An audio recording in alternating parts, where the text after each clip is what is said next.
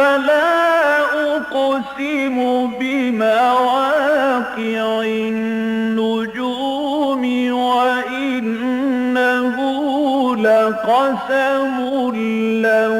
تعلمون عظيم إنه لقرآن كريم في كتاب مكنون لا يمسه إلا المطهرون تنزيل من رب العالمين.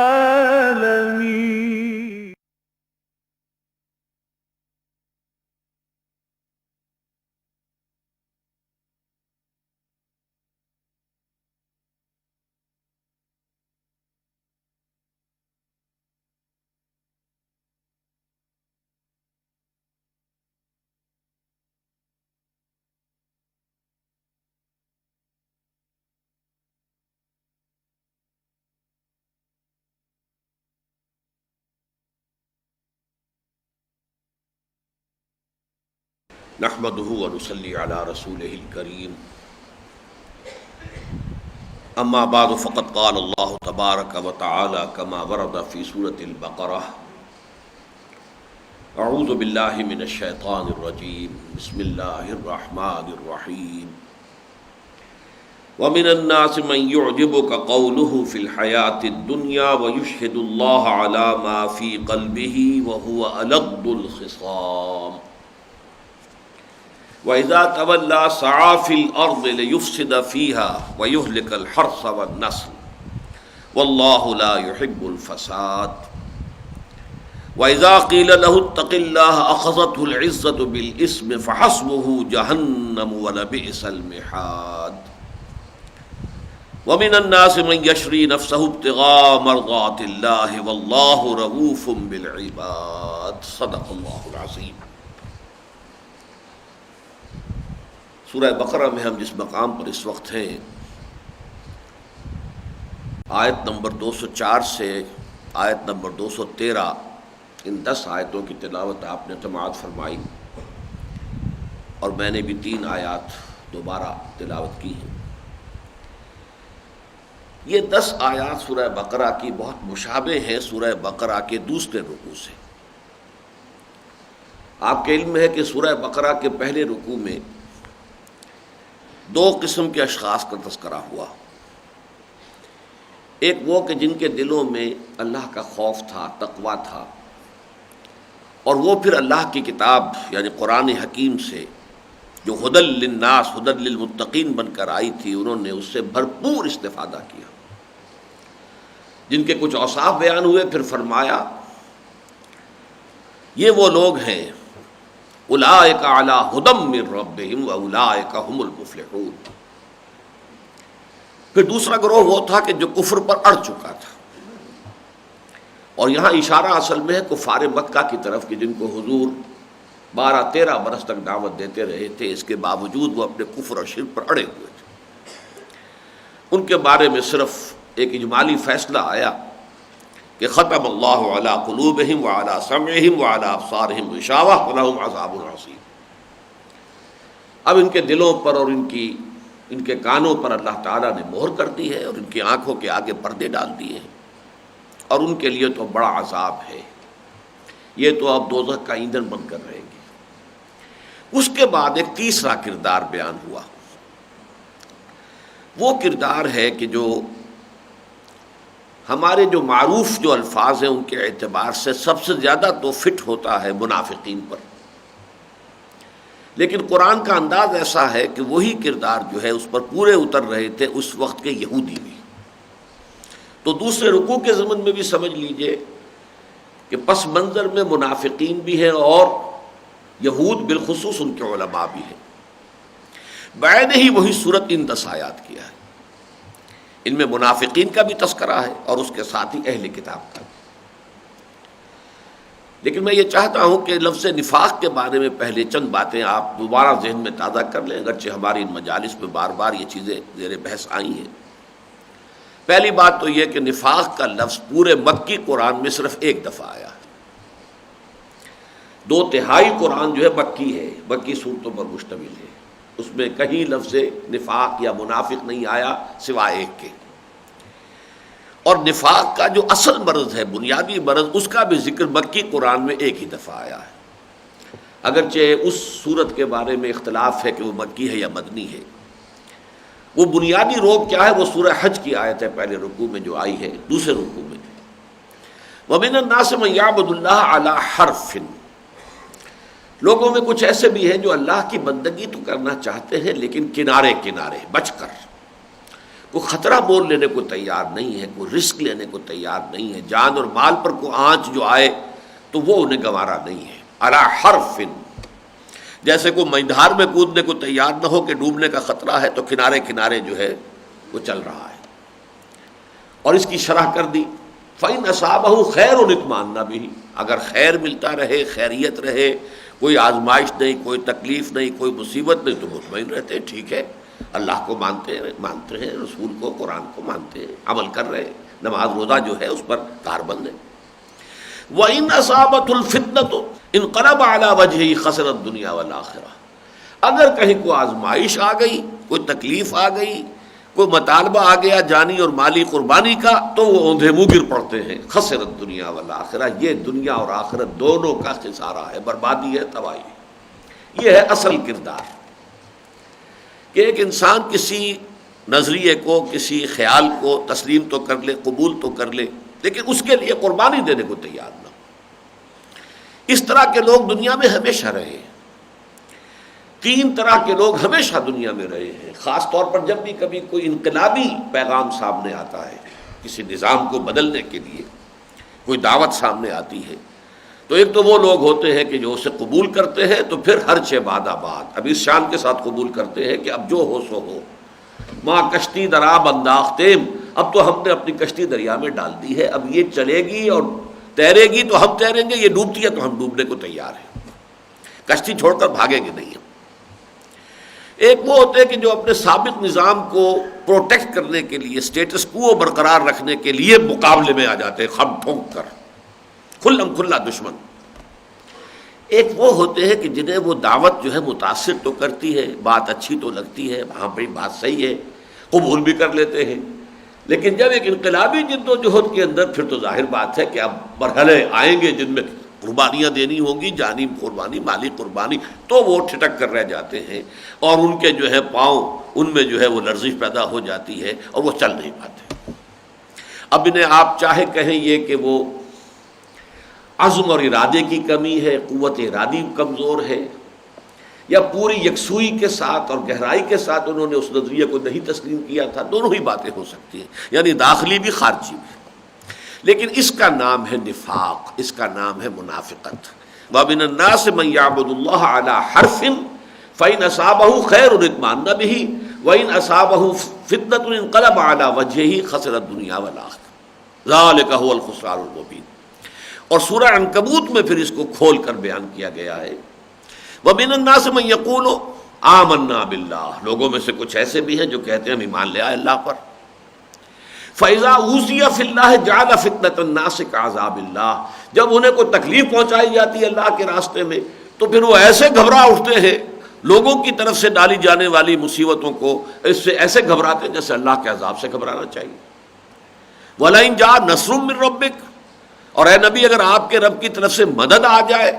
آپ کو غلبہ حاصل ہو جائے، لَيَقُولُنَّ إِنَّا كُنَّا مَعَكُمْ، تو لازماً وہ کہیں گے کہ ہم بھی تو آپ کے ساتھ تھے نا، یعنی مشکل وقت میں چھٹک کر کھڑے رہ گئے، پیچھے ہٹ گئے یا میدان سے بھاگ گئے، لیکن اگر فتح نصیب ہو گئی تو اس فتح کے ثمرات سے متمتع ہونے کے لیے سب سے آگے بڑھ کر موجود ہیں کہ ہم بھی تو آخر مسلمان تھے، آپ کے ساتھ ہی تھے۔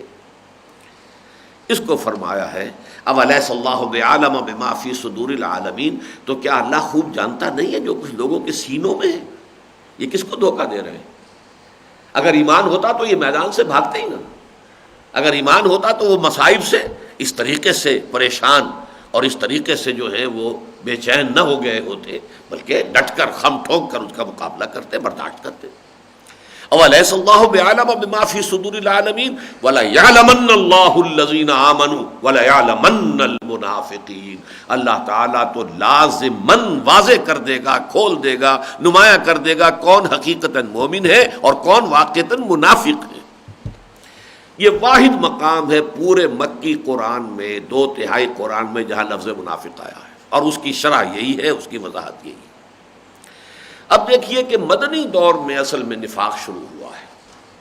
ایک انسٹیٹیوشن کی حیثیت سے۔ اصولی طور پر تو مکی دور میں بھی اس کا ہمیں ثبوت مل گیا، لیکن وہاں معاملہ یہ تھا کہ ایک پیسو ریزسٹنس کا دور تھا، ستایا جا رہا تھا، مارا جا رہا تھا، جوابی کارروائی کی اجازت نہیں تھی۔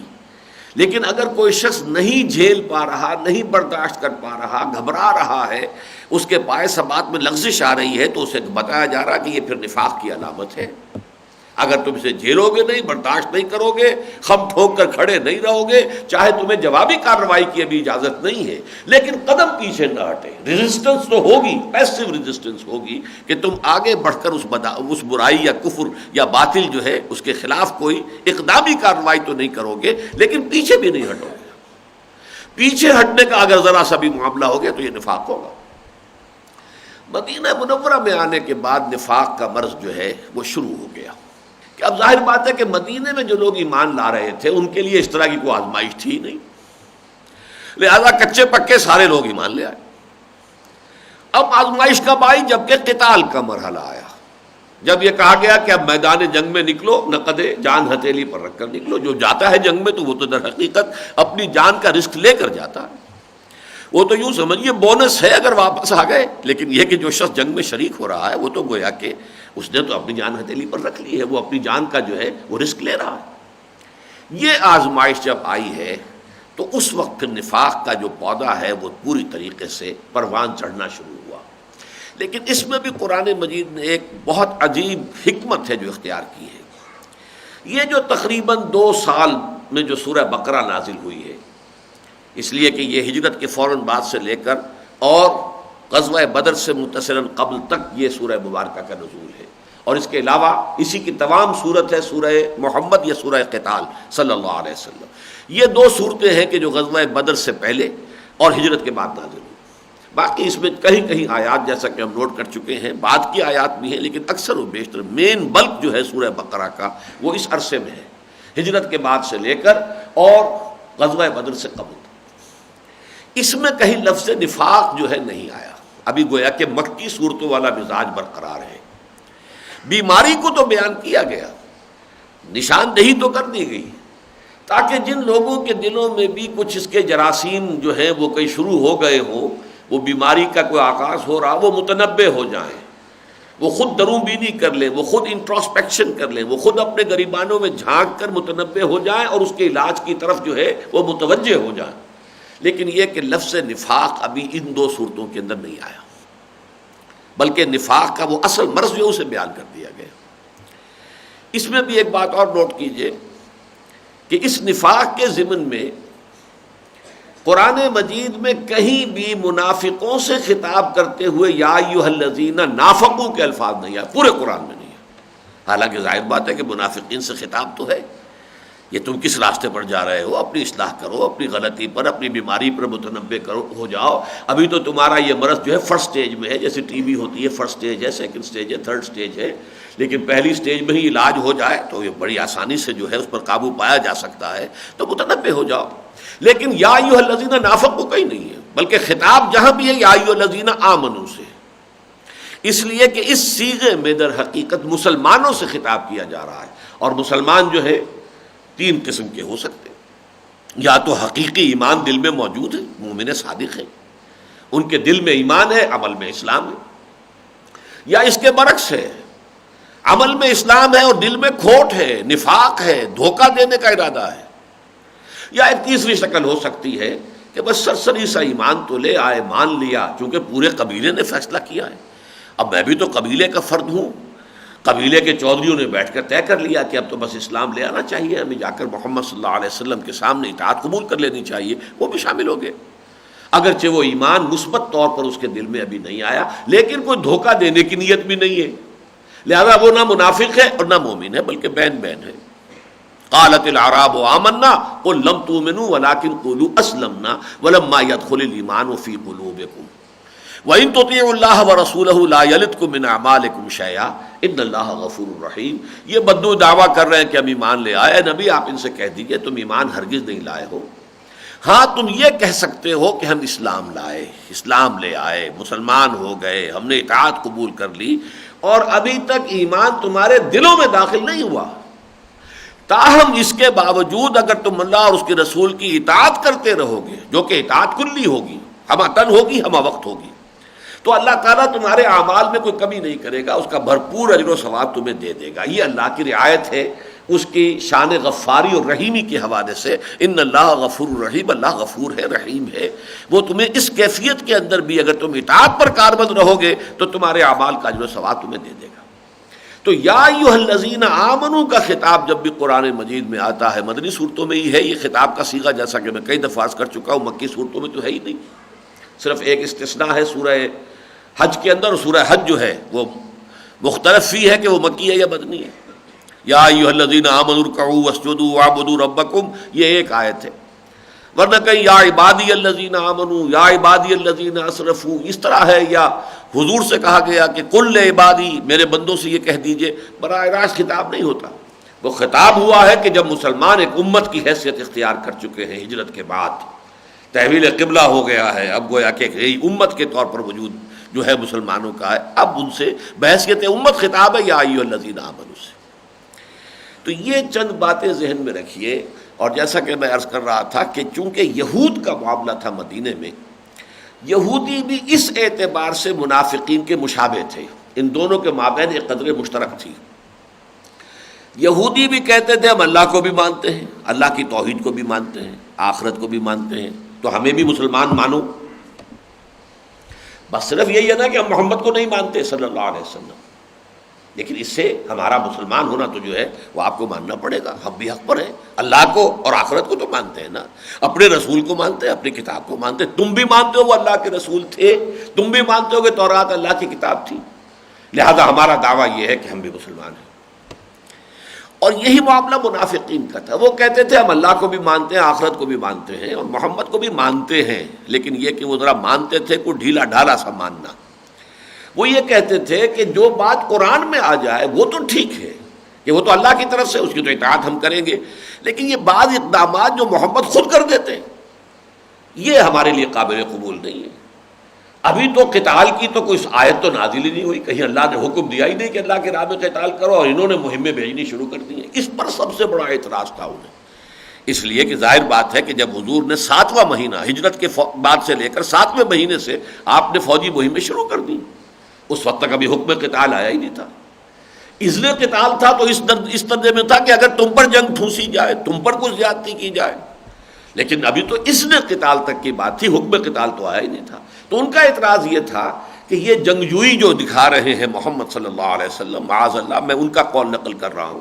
یہ جو معلوم ہوتا ہے اوور ایمبیشس ہے، اور یہ ہماری جانوں کا جو ہے رسک لے رہے ہیں، اور اتنی بڑی طاقت قریش کے ساتھ ٹکرانے کی انہوں نے فکر کر لی ہے، تو یہ در حقیقت یہ ان کا ذاتی فعل ہے، تو ہم اس کو ماننے کو تیار نہیں،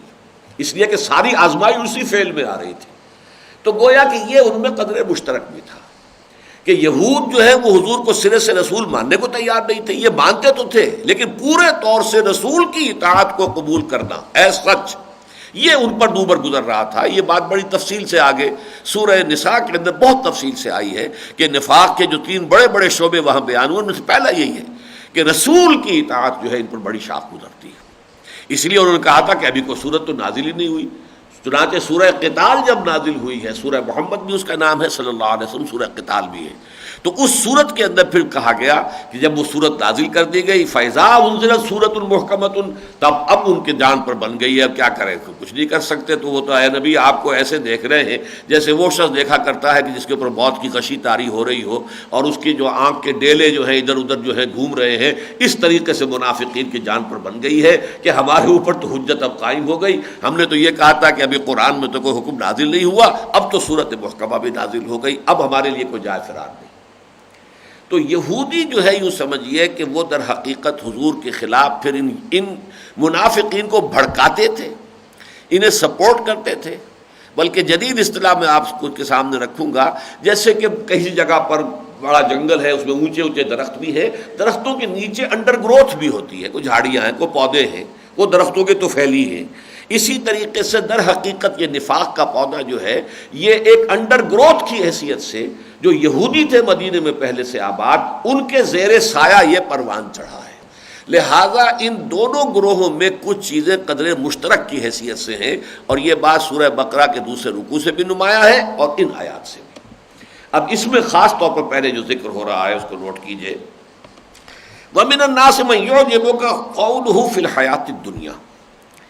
اے نبی لوگوں میں سے کچھ ایسے بھی ہیں کہ جن کی بات آپ کو اس حیات دنیاوی میں بڑی اچھی لگتی ہے،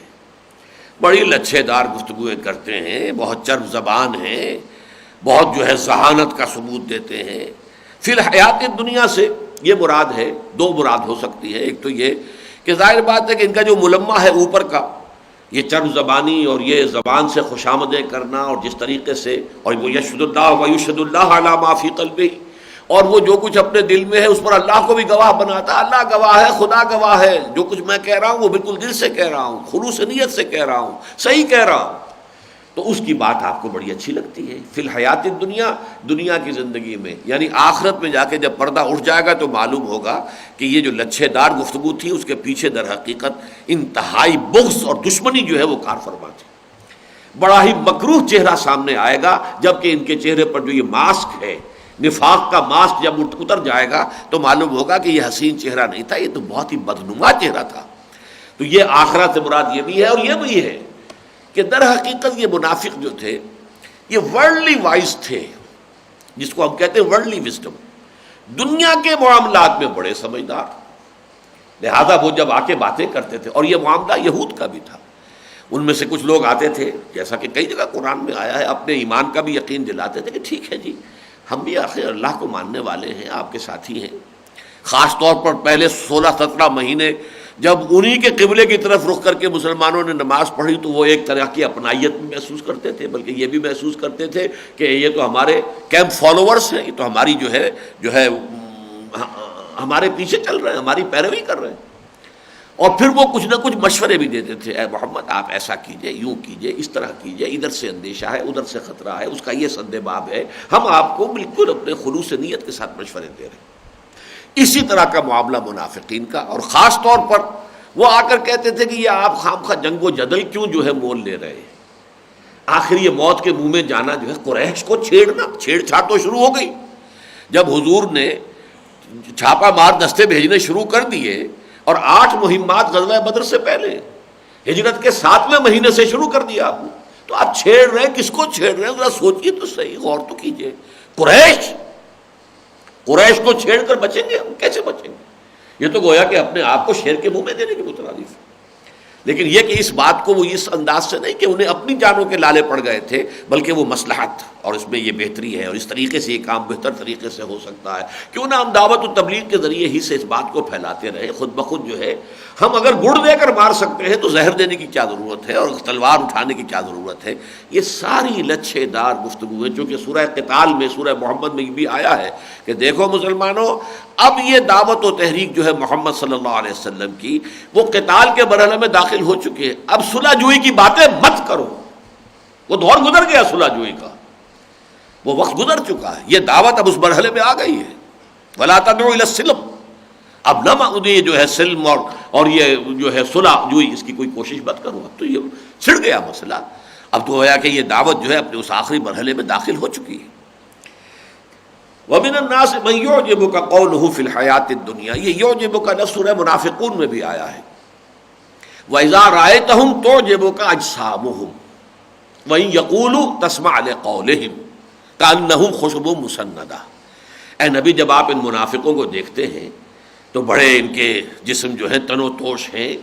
چہرے بڑے بارونق ہیں، خوب کھاتے پیتے ہیں، دنیا کے اندر تو چونکہ کامیاب ہیں، صاحب ثروت ہیں، اور ان کو دنیا کے جو ہے عیش اور آرام بھی میسر ہیں، لہذا یہ جو ہے بڑے اچھے، بڑے یعنی مؤثر شخصیات کی حیثیت سے سامنے آتے ہیں، ان کو آپ دیکھتے ہیں تو آپ کو ان کا تنو توش بہت اچھا لگتا ہے. وَإِن يَقُولُوا تَسْمَعْ لِقَوْلِهِمْ، اور جب وہ کوئی بات کرتے ہیں تو آپ بڑی توجہ سے سنتے ہیں کہ یہ چودھری لوگ ہیں، یہ سمجھدار لوگ ہیں، یہ بڑے بااثر لوگ ہیں، صاحب حیثیت لوگ ہیں، ان کی بات سننی چاہیے. وہی بات یہاں ہے، وَمِنَ النَّاسِ مَن يُعْجِبُكَ قَوْلُهُ فِي الْحَيَاةِ الدُّنْيَا، اس دنیا کی زندگی میں یا اس دنیاوی زندگی کے معاملات کے بارے میں ان کا قول، ان کی رائے جب آپ کے سامنے آتی ہے تو آپ کو اچھی لگتی ہے، بڑی دل لبھانے والی باتیں ہوتی ہیں. وَيُشْهِدُ اللَّهَ عَلَى مَا فِي قَلْبِهِ، اب یہ اچھا اللہ کو گواہ بنانا، دیکھیے جو کچھ میں کہہ رہا ہوں اللہ جانتا ہے کہ میں ٹھیک کہہ رہا ہوں، دیکھیے جو کچھ میں کہہ رہا ہوں اللہ جانتا ہے کہ خلوص کے ساتھ کہہ رہا ہوں، اس میں میری کوئی غرض نہیں ہے، میرا اپنا کوئی جو ہے اس میں مقصد نہیں ہے، بلکہ میں خالص دین کی خیر خواہی کے لیے، آپ کی خیر خواہی کے لیے کہہ رہا ہوں. اللہ کو گواہ بنانا بار بار، یہ بالکل ایسے ہی جیسے اللہ کی قسم کھانا، قسم کے معنی بھی یہی ہوتے ہیں. اللہ کی قسم کھا کر میں کہہ رہا نہیں، اللہ کو گواہ بنا کر کہہ رہا ہوں کہ میں جو کچھ کہہ رہا ہوں بات ٹھیک ہے. تو قسم کھانا ان کا یہ قرآن مجید میں سورہ منافقون میں آیا ہے، وہاں بھی ان کا لفظیہ آیا ہے، اذا جاءک المنافقون قالوا نشهد انک لرسول اللہ واللہ یعلم انک لرسولہ واللہ یشہد ان المنافقین لکاذبون. جب یہ نبی، یہ منافق آپ کے پاس آتے ہیں اور کہتے ہیں کہ ہم قسم کھا کر مانتے ہیں، کہتے ہیں کہ آپ اللہ کے رسول ہیں، آپ کسی شک میں نہ رہیے، ہم آپ کی رسالت پر یقین رکھتے ہیں، اور اللہ خوب جانتا ہے کہ آپ اس کے رسول ہیں، لیکن اللہ گواہی دیتا ہے کہ یہ جھوٹ بول رہے ہیں، ان کے دل میں وہ یقین موجود نہیں ہے. یعنی قول الحق ارید بہ الباطل، بات جو کہہ رہے ہیں وہ تو صحیح ہے، نشہد انک لرسول اللہ، ہم گواہ ہیں اس پر کہ آپ اللہ کے رسول، اب اس سے بڑی صداقت کیا ہوگی؟ سچی بات ہے اور قسم کھا کر کہہ رہے ہیں، لیکن ہے جھوٹی بات جو یہ کہہ رہے ہیں، اس لیے کہ یہ ان کے دل کی جو حقیقی کیفیت ہے یہ اس کی ترجمانی نہیں ہے. اسی میں آگے چل کر آیا سورہ منافقون میں، اتخذوا ایمانہم جنۃ فصدوا عن سبیل اللہ، انہوں نے اپنی قسموں کو ڈھال بنا لیا ہے. جب کوئی تقاضا مطالبہ آتا ہے نکلو اللہ کی راہ میں یا خرچ کرو اللہ کی راہ میں، اللہ گواہ ہے، اللہ کی قسم ہے، مجھے تو یہ عذر ہے، مجھے یہ تکلیف ہے، مجھے یہ مصیبت ہے، یہ مسئلہ جو ہے دامن گیر ہے، بیوی بیمار ہے، کوئی دیکھ بھال کرنے والا وغیرہ وغیرہ، 100 طرح کے بہانے اور قسم کے حوالے سے. اللہ گواہ ہے میں جو کچھ کہہ رہا ہوں صحیح کہہ رہا ہوں. تو یہ ہے در حقیقت ان کا ایک کردار جو سامنے آ رہا ہے. وَهُوَ أَلَدُّ الْخِصَامِ، حالانکہ وہ بدترین دشمن ہے. الد یعنی قوم لدہ کا لفظ قرآن مجید میں ہے، بڑی جھگڑالو قوم، دشمن قوم. اور الد افعل التفضیل، سب سے بڑھ کر کٹر ترین دشمن وہی ہے. خصام جو ہے یہ دو معنی دے سکتا ہے کہ یا تو یہ مصدر ہے الد الخصام، یعنی دشمنی میں سب سے بڑھ کر ہے، سخت ہے، یا خصم کی جمع خصام بھی ہے کہ یہ تمام دشمنوں میں سب سے بڑا دشمن ہے. یعنی ایک دشمن تو وہ ہے نا جو کفار قریش ہیں، وہ تو سامنے کے دشمن ہے، سامنے سے وار کرتے ہیں، وہ مقابلہ کرتے ہیں، علل اعلان کرتے ہیں، اور وہ اپنی جانیں بھی دے رہے ہیں اپنے باطل معبودوں کے لیے، اس کے لیے رزق لے رہے ہیں، قربانیاں دے رہے ہیں. اور ایک در حقیقت یہ کہ یہ لوگ ہیں یہ مارے آستین ہیں،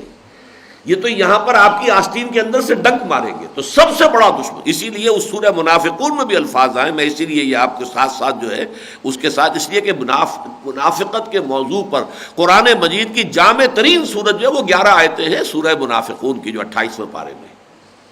وہاں پر ہم العدو فاحذرہم قاتلہم اللہ انا یؤفکون، اے نبی یہی اصل دشمن ہے، ان سے بچ کر رہیے، ان کی لچھے دار باتوں میں نہ آئیے،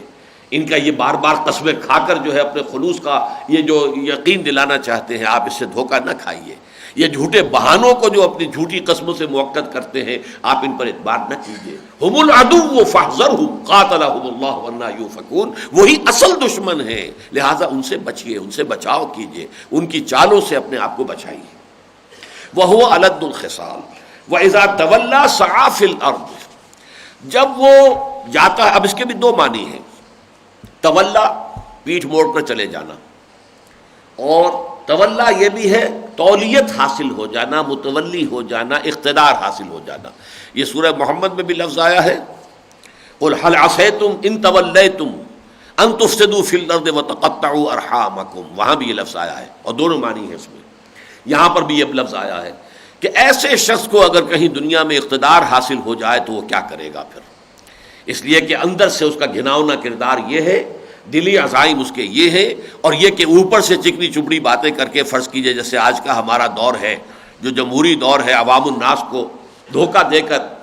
اور ان میں اپنے لیے گڈ ول پیدا کر کے وہ اگر حاکم ہو جاتا تو پھر کیا کرے گا؟ وہ ظاہر بات ہے لوٹ مار کرے گا، غبن کرے گا، جو بھی کچھ ہو رہا ہے ہمارے ہاں پھر وہ کچھ ہوگا۔ تو جب وہ تولا والا معاملہ ہو جاتا ہے تو پھر وہ زمین میں خرابی پیدا کرتا ہے، سعی فی الارض لیفسد فیہا،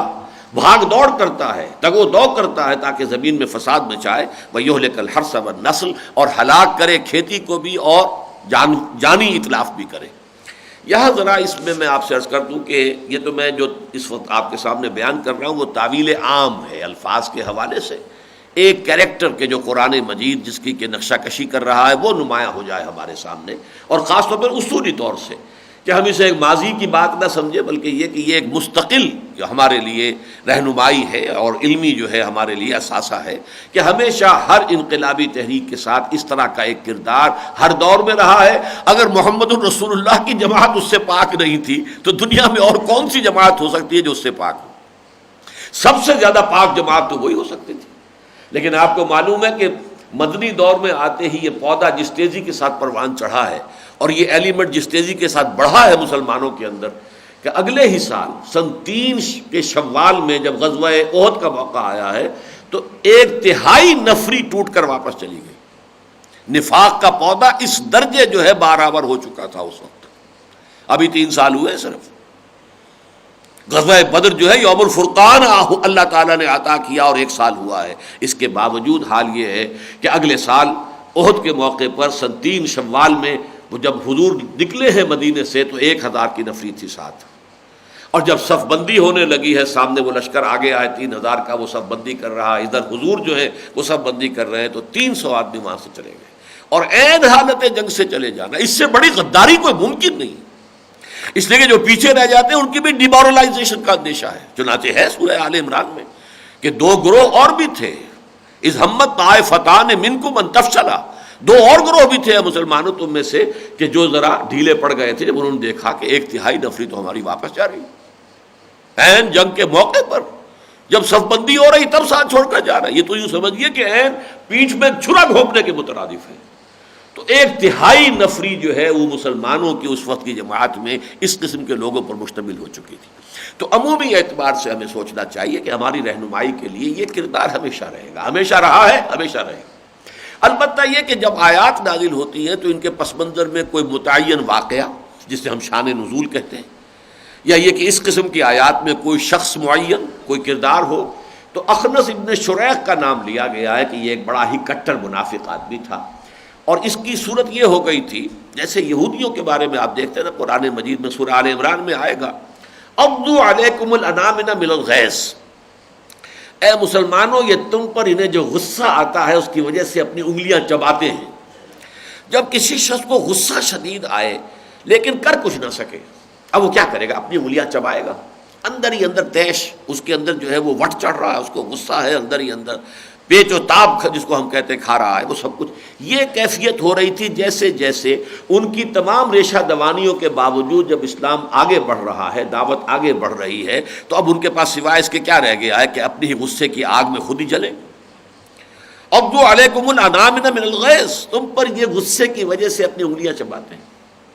قل موتوا بغیظکم، اے نبی ان سے کہہ دیجئے کہ مرو، جلو اور بھسم ہو جاؤ اپنے اس حسد کی آگ میں، موتوا بغیظکم، اپنے اس غیظ کی آگ میں خود ہی جل جاؤ، مرو۔ یہی معاملہ منافقین کا تھا، وہ یہ دیکھ رہے تھے کہ یہ تو کامیابی کچھ ہو رہی ہے، محمد تو آگے بڑھتے جا رہے ہیں، اور یہ کہ ہمارا مشورہ تو انہوں نے نہیں مانا، ہماری باتیں تو انہوں نے رد کی، اس کے باوجود جو ہے ان کے لیے ان کے قدم تو رکے نہیں، تو غصہ آتا تھا۔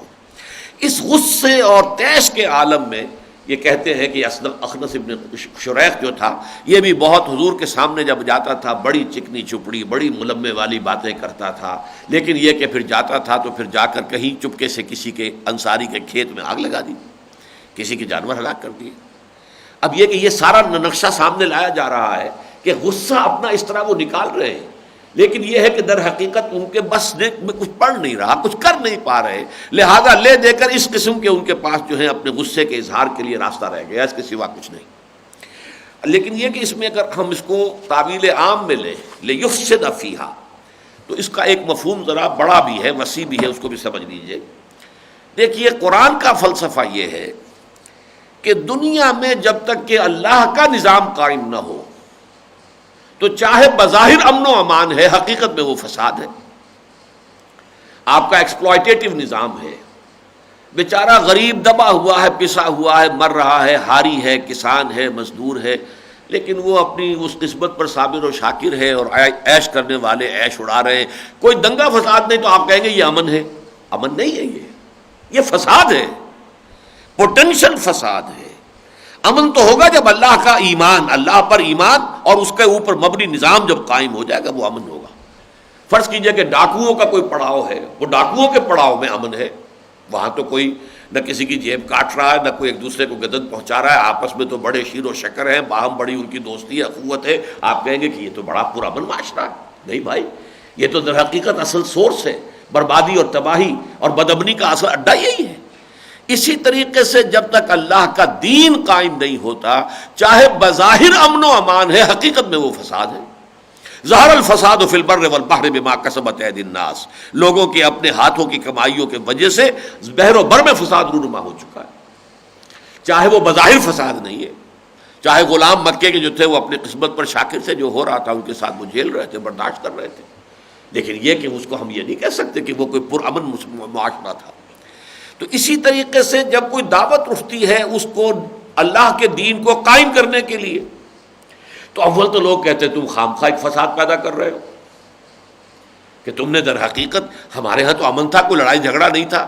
تم نے فساد کا بیج بو دیا ہے کہ یہ غلط ہے، یہ غلط ہے، یہ نظام غلط ہے، یہ ظلم ہے، یہ ایکسپلائٹیشن ہے، یہ تو تم نے کہا نا بھائی، تو فساد تو تم نے پیدا کیا۔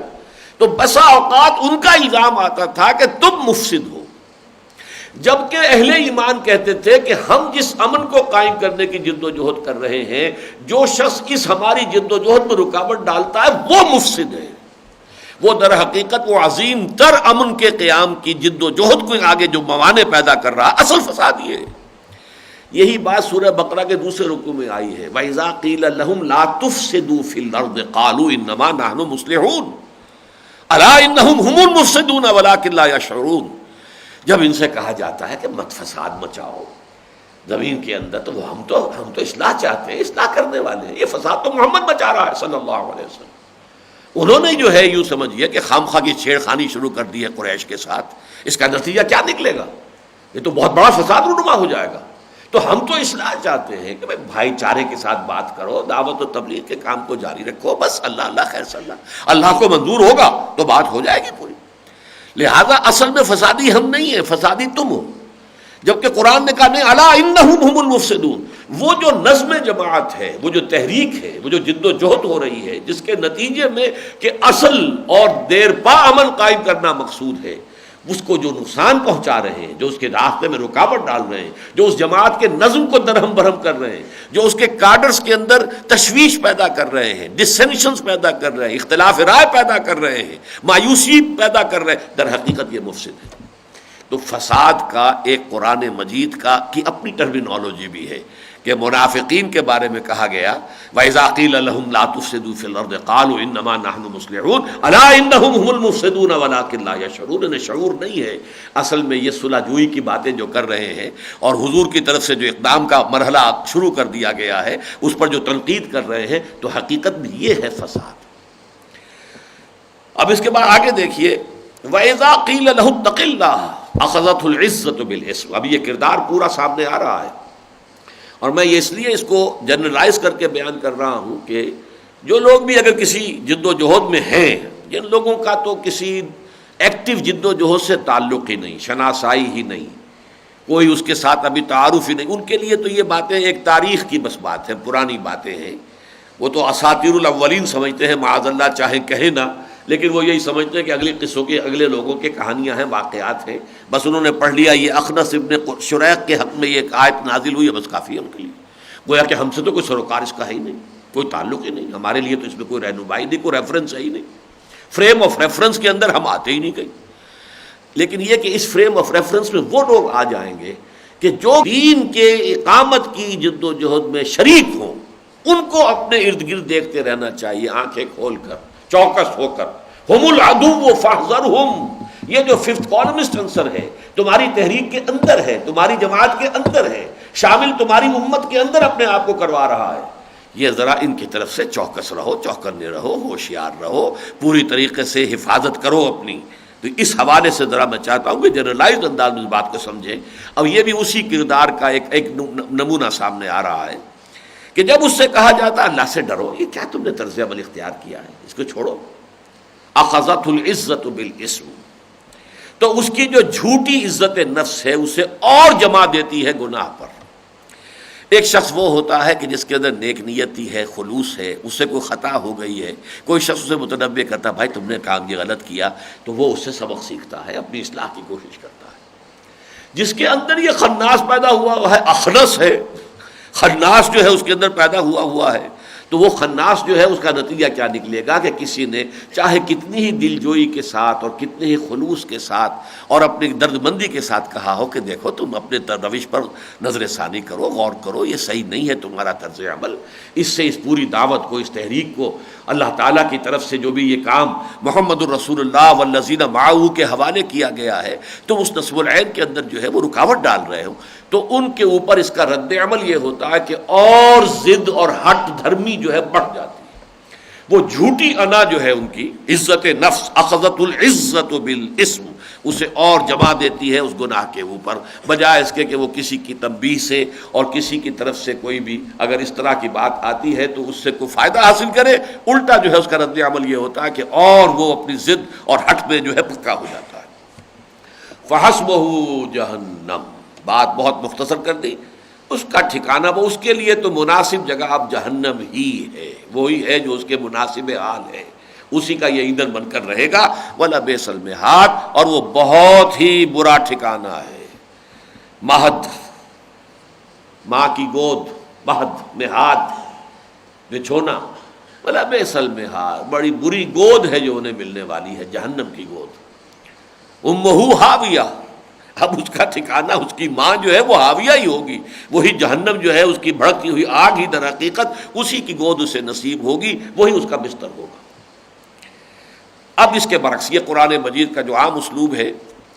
کہ جس میں ایک سائملٹینیس کنٹراسٹ جس کو ہم کہتے ہیں، ایک کردار سامنے آیا تو دوسرا بھی سامنے آ جائے تاکہ بات واضح ہو جائے۔ تُعْرَفُ الْأَشْيَاءُ بِأَصْدَادِهَا وَمِنَ النَّاسِ مَن يَشْرِي نَفْسَهُ ابْتِغَاءَ مَرْضَاتِ اللَّهِ وَاللَّهُ رَءُوفٌ بِالْعِبَادِ، لوگوں میں کچھ ایسے بھی ہیں جو اپنی جان بیچتے ہیں، کھپاتے ہیں، لگا دیتے ہیں اپنے آپ کو اللہ کی رضا حاصل کرنے کے لیے۔ یہ ہے مومنین صادقین کا کردار۔ یشری، شرا یشری، بیچنا، اشترا یشتری، خریدنا۔ قرآن مجید میں یہ شرا یشری جو ہے یعنی ثلاثی مجرد سے 4 مرتبہ یہ لفظ آیا ہے۔ چنانچہ قتال فی سبیل اللہ کے لیے آیت آئی ہے سورہ نساء میں، اس میں بھی یہی لفظ ہے، فَلْيُقَاتِلْ فِي سَبِيلِ اللَّهِ الَّذِينَ يَشْرُونَ الْحَيَاةَ الدُّنْيَا بِالْآخِرَةِ، جو لوگ آخرت کے عوض اپنی دنیا کی زندگی بیچنے کے لیے تیار ہیں، انہیں چاہیے کہ اللہ کی راہ میں جنگ کریں۔ وہ لوگ جو طے کر چکے، جنہوں نے طے کر لیا کہ ہمارا مطلوب آخرت ہے، طالب عقبہ ہیں ہم، طالب دنیا نہیں ہے۔ دنیا تو دارالامتحان ہے، گزرگاہ ہے، گزرنا ہے اس سے۔ ہمارے مالک نے ہمیں یہاں سے گزرنے کے لیے ہمیں پابند کر دیا، گزرنا تو ہے لیکن یہ ہماری منزل نہیں۔ کن فی الدنیا کانک غریب و عابر سبیل، دنیا میں ایسے رہو جیسے کہ تم اجنبی ہو یا راہ چلتے مسافر ہو، تو اس سے زیادہ دلچسپی نہیں۔ اور باقی یہ کہ یہ تمہارے لیے امتحان ہے۔ خلق الموت والحیات لیبلوکم ایکم احسن عملا، ٹیک دی چیلنج، اس کو قبول کرو اور ثابت کرو، پروو یور ورتھ، کیا ہو تم، اللہ کی نگاہ میں اپنی قدر و قیمت منواؤ کہ ہاں اے اللہ میں تیرا بندہ ہوں، اے اللہ میں تیرے ہاتھ اپنی جان اور مال فروخت کرتا ہوں۔ تو فَلْيُقَاتِلْ فِي سَبِيلِ اللَّهِ الَّذِينَ يَشْرُونَ الْحَيَاةَ الدُّنْيَا، جو بیچ دیتے ہیں دنیا کی زندگی کو بالآخرہ، آخرت کے عوض، ان کے لیے لازم ہے کہ اب جب کہ قتال فرض ہو گیا ہے تو اب وہ اللہ کی راہ میں جنگ کے لیے نکلیں اور کسمسائیں نہیں، کوئی تردد کا شکار نہ ہو، کوئی ہیس بیس کے اندر جو ہے وہ اس میں مبتلا نہ ہو، گو مگو کی کیفیت نہ آنے دیں، بلکہ یہ کہ واپس نہیں پھیرا کوئی فرمان جنو کا، تنہا نہیں لوٹی کبھی آواز جرس کی، خیریت جاں راحت تن صحت داماں، سب بھول گئی مصلحت اہل ہوس کی۔ یہ کردار تمہارا ہونا چاہیے کہ جیسے ہی گھنٹی بجے تو گھنٹی کی آواز آئی اور پھر جیسا کہ اس کا ریباؤنڈ ہوتا ہے تو اس آواز کی واپسی کے ساتھ ہی آدمی حاضر ہو جائے، یہ ہے واپس نہیں پھیرا کبھی فرمان جنوں کا، تنہا نہیں لوٹی کبھی آواز جرس کی، گھنٹی کی آواز اکیلی واپس نہیں آئی، ہمیں ساتھ لے کر آئیے، حاضر ہو گئے، لبیک ہم حاضر ہیں۔ یہ طرز عمل ہوتا ہے مومنین صادقین کا، جو سچے ایمان رکھنے والے۔ یہ مومن صادق کو کمیونزم کا بھی ہو سکتا تھا، جو ہوتے تھے جو واقعتاً کمیونزم پر ایمان رکھتے تھے، جنہوں نے واقعتاً پھر اپنے آپ کو تج دیا، اپنے جان مال سب، گھر بار آل اولاد، گھر بار سب کچھ تباہ کرنے کے لیے تیار ہیں اپنے اس انقلاب کے لیے۔ وہ بھی مومن تھے، صادق تھے، سچے تھے، وہ اپنے کمیونزم کے اندر سے سچے تھے۔ وہ لوگ جنہوں نے اپنی گردنیں میدان بدر میں کٹوا دی ہیں، بڑے بڑے قریش، وہ بھی صادق تھے، مومن تھے، وہ مومن تھے بتوں کے، وہ مومن تھے طاغوت کے، وہ مومن تھے شیطان کے، لیکن یہ کہ صادق تھے، انہوں نے اپنے آپ کو اس کام کے لیے لگایا۔ تو جو اللہ کے ساتھ ایمان رکھتے ہیں، اللہ پر یقین رکھتے ہیں، اللہ کے ساتھ اخلاص رکھتے ہیں، اب ان کا کام یہ کہ اللہ کی راہ میں جنگ کریں۔ وَمِنَ النَّاسِ مَن يَشْرِي، اب اسی کو دیکھیے، اسی سے میں نے عرض کیا تھا شرا یشری، بیچنا، اشترا یشتری باب افتعال ہو گیا ثلاثی مزید فی میں، خریدنا، اور یہی آیت آئی ہے اور یہی لفظ آیا ہے سورہ توبہ میں، ان اللہ اشترا من المؤمنین انفسهم واموالهم بان لهم الجنہ یقاتلون فی سبیل اللہ فیقتلون ویقتلون وعدا علیہ حقا فی التوراۃ والانجیل والقرآن ومن اوفی بعہدہ من اللہ فاستبشروا ببیعکم الذی بایعتم بہ وذلک هو الفوز العظیم۔ اللہ نے اہل ایمان سے ان کی جانیں اور مال خرید لیے ہیں جنت کے عوض۔ یہاں ذکر ہے کہ اہل ایمان من الناس من یشری نفسہ، اپنی جان بیچ رہا ہے، بیچنے والا ہے، اللہ خریدار ہے۔ ان اللہ اشترا من المؤمنین انفسهم واموالهم بان لهم الجنہ، یقیناً اللہ نے اہل ایمان سے ان کی جانیں اور مال خرید لیے ہیں جنت کے عوض۔ اسی کا ظہور ہے یہ کہ یقاتلون فی سبیل اللہ، یہ میں نے سورہ نساء کی آیت جو آپ کو بتائی، جو تعلق ہے اس شرع یشری کے ساتھ، یشرون حیات الدنیا بالآخرہ، تو ان کو کیا کرنا چاہیے؟ فلیقاتل فی سبیل اللہ، اب انہیں اللہ کے راہ میں قتال کرنا چاہیے۔ وہی نقشہ وہاں آ گیا، یقاتلون فی سبیل اللہ فیقتلون ویقتلون، وہ اللہ کی راہ میں جنگ کر رہے ہیں، قتل کرتے بھی ہیں، قتل ہوتے بھی ہیں۔ یہ ضمانت اللہ نے نہیں دی تھی کہ تم قتل نہیں ہو، آؤ میرا نام لے کے میرے کلمے کی سربلندی کے لیے آؤ، کود جاؤ میدان میں، تمہیں کوئی غضب نہیں پہنچے گا، نہیں نہیں، تمہیں بھی جانیں دینی ہوگی۔ یقتلون ویقتلون، وہ قتل کرتے بھی ہیں، قتل ہوتے بھی ہیں۔ بدر میں بھی 13 شہید ہوئے آن دی اسپاٹ، 14ویں وہ تھے کہ جو زخمی ہو گئے تھے لیکن واپسی کے سفر کے دوران ان کا بھی انتقال ہو گیا، تو 14 صحابہ نے تو جام شہادت نوش کیا بدر میں، 70 نے کیا ہے غزوہ احد میں۔ وہ تو ایک غلطی جو مسلمانوں سے ہوئی، اس کی بڑی سخت سزا انہیں ملی۔ وَمِنَ النَّاسِ مَن يَشْرِي نَفْسَهُ ابْتِغَاءَ مَرْضَاتِ اللَّهِ وَاللَّهُ رَءُوفٌ بِالْعِبَادِ، اپنے ایسے بندوں کے حق میں اللہ تعالیٰ بہت رؤوف ہے۔ رافت کہتے ہیں دل کی نرمی، گداز، جس کی وجہ سے پھر رحمت در حقیقت اس کا پھر ظہور ہے۔ ایک کیفیت قلبی ہوتی ہے، آپ کی باطنی کیفیت، کسی کو دیکھ کر آپ کو ترس آیا، یہ ترس جس کو کہتے ہیں آپ، یہ ہے رافت۔ اس کے بعد پھر یہ ہے کہ آپ نے اس کی کوئی مدد کی، اس کی کسی تکلیف رفع کرنے کی کوشش کی، جو بھی آپ کے بس میں تھا، یہ رحمت ہے۔ تو رؤوف الرحیم، رأفتم و رحمہ، سورہ حدید میں بھی یہ جڑ کر آئے ہیں کہ جو حضرت مسیح پر لوگ ایمان لائے، اللہ تعالیٰ نے ان کے دلوں میں خاص طور پر رافت اور رحمت پیدا کر دی۔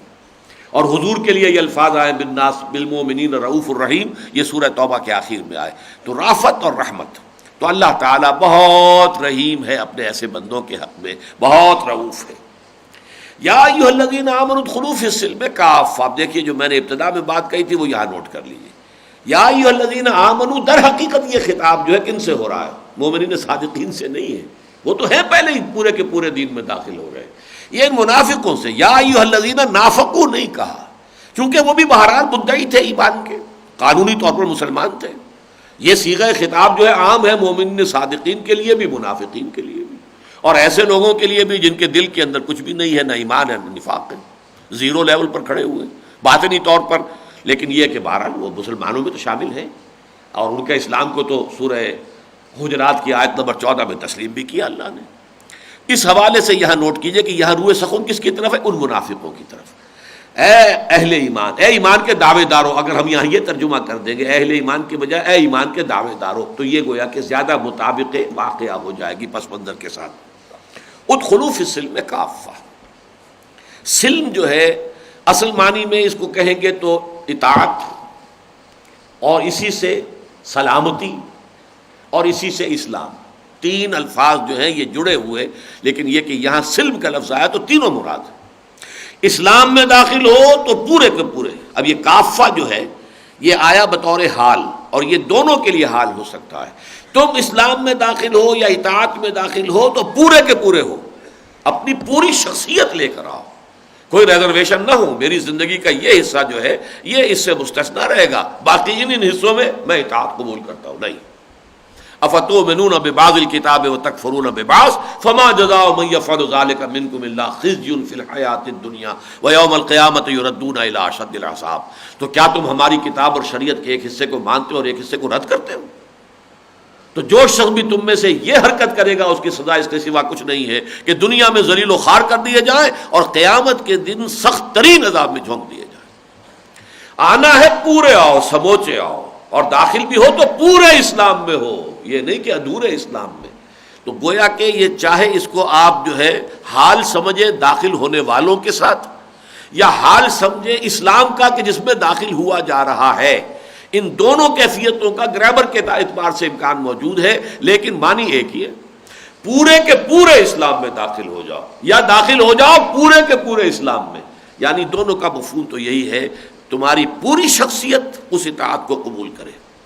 یہ اطاعت کا قلادہ گردن میں جزوی نہیں، کلی ہوگا، پورے اسلام کو قبول کرو، یہ نہیں کہ اسلام کی یہ چیز تو میرے لیے قابل قبول نہیں ہے، وہ ایک شے کو رد کر دینا بھی کل کا رد کر دینا ہے، آل اور نن، کرو تو سب کو، نہیں تو چھوڑ دو، ٹیک اٹ اور لیو اٹ۔ یہ ایک وحدت ہے، ایک اکائی ہے، آرگینک ہول ہے، اس میں تقسیم نہیں ہو سکتی۔ تقسیم کرو گے تو اس کی سزا یہ دنیا میں ذلیل و خوار کر دیے جاؤ گے۔ فما جزاء من يفعل ذلك منكم الا خزي في الحیاۃ الدنیا ويوم القیامۃ يردون الى اشد العذاب۔ اور دنیا کا جو خزي في الحیاۃ الدنیا ہے وہ آج امت مسلمہ کی پیشانی پر لکھا ہوا ہے، جیسے دجال کے بارے میں آتا ہے اس کی پیشانی پر کافارا، کفر لکھا ہوا ہوگا، جسے ہر مومن پڑھ لے گا چاہے وہ پڑھا لکھا ہو یا نہ ہو۔ آج کے مسلمان امت کے اوپر ذلت، ضربت علیہم الذلۃ والمسکنۃ وباؤوا بغضب من اللہ، ہماری کوئی حیثیت نہیں۔ تعداد میں ہم 1/4 یا کم سے کم 1/5 ہے پوری دنیا کی آبادی کا۔ Every 5th human being is a Muslim. یہ بھی خیال ہے کہ شاید every 4th human being is a Muslim. 150 crore اگر ہے تو 600 کروڑ کل آبادی ہے، وہ بھی ابھی حال ہی میں ہوئی ہے۔ آپ کے علم میں ہوگا شاید بوسنیا میں کہیں وہ بچہ جب پیدا ہوا تو کہا گیا کہ یہ اب مکمل ہو گیا ہے، 6 ارب 6 بلین کی تعداد پوری ہو گئی ہے، یہ اس کے یہ آخری صفر جو لگی ہے اس پر وہ اس بچے کے ذریعے لگی ہے، بوسنیا کی کسی خاتون کا بچے پہ آیا تھا، اس کو بڑا سیلیبریٹ کیا گیا دنیا میں۔ 600 کروڑ کی آبادی میں 150 کروڑ مسلمان ہیں تو پھر 1/4 ہو گئے، کم سے کم 120 کروڑ جو ہے اس میں تو کسی شک و شبے کی گنجائش نہیں۔ لیکن ہے کہیں عزت نام کی شے مسلمان کے پاس؟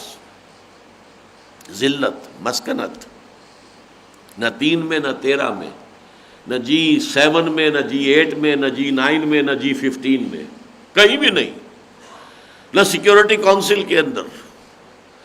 وہاں کچھ بھی نہیں۔ ان کے جو پرماننٹ ممبرز ہیں وہ بھی اب کوئی بنے گا، آج کی عقل کی باتیں بن جائے گا، بھارت بنے گا، پوری دنیا اس کی پشت پر آ چکی ہے، اور ہماری حیثیت کوئی ہے ہی نہیں۔ اب تو ہمارا سب سے بڑا خریدار تھا امریکہ، اس نے کہہ دیا کہ اب زمانہ بدل گیا، جاؤ، اب مجھے تمہاری ضرورت نہیں۔ جیسا کہ BBC نے کہا،